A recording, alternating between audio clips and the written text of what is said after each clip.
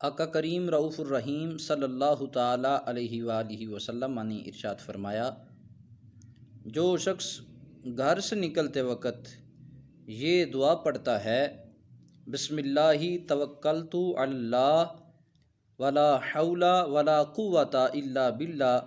العلی العظیم،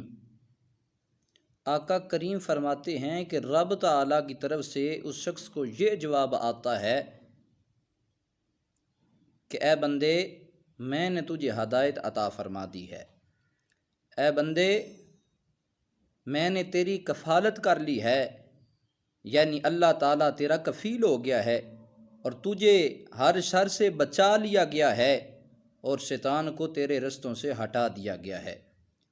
عمل یہ کرنا ہے، چھوٹا سا عمل ہے، گھر سے جب بھی نکلنا ہے تو یہ دعا پڑھنی ہے، بسم اللہ توکلت علی اللہ ولا حول ولا